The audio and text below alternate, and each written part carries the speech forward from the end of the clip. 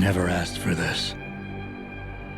It's very exciting because it has been this great game that came out like almost 10 years ago, and we were all fans of that game. And when we had the opportunity to work on a new one, we were like very enthusiastic, but scared at the same time because it's a cult franchise, and we wanted to make sure that we were doing justice to it.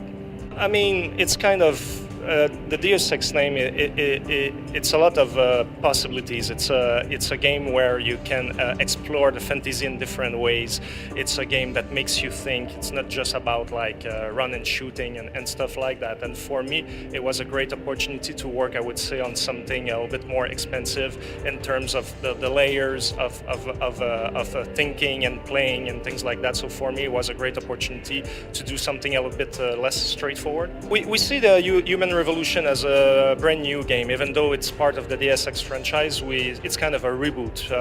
We think a lot of gamers of today don't know about it, and for us, we see it as a new game. It's new characters, it's a new storyline, so you don't need to know the old Deus Ex games to appreciate this one. It's very a standalone one. Obviously, we'll pay homage to the old ones for those who know those games, but it's not a prerequisite. Basically, it's in 2027.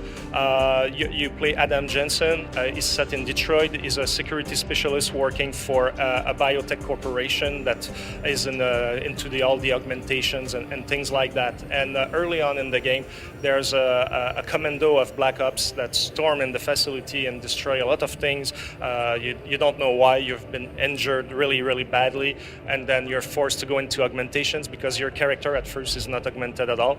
And basically, after that, you're on a quest to figure out who were those guys, why did they do that, and who's behind it, who's pulling the strings, and why they're trying to do those things. Like, what is the main reason that has nothing to do with the first attack, basically, and you need to discover it as you go through the game.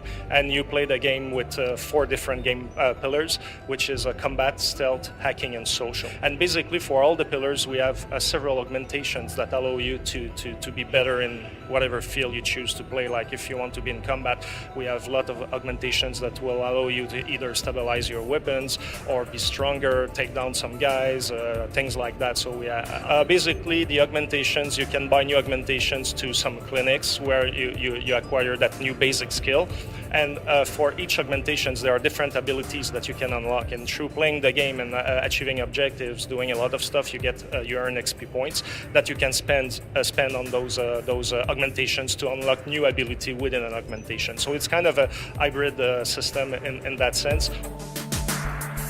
Our social is kind of, we have a lot of things, like you will talk with some people, then you'll have simple basic choices how to answer to them, and you'll meet other characters that it's going to go deeper because there's something that you want at some certain points in the game, and some characters you'll meet will be reluctant to give that to you. We want the players to be able to, aiming at the head, you need some skill, you need some preparation, be able to place yourself properly.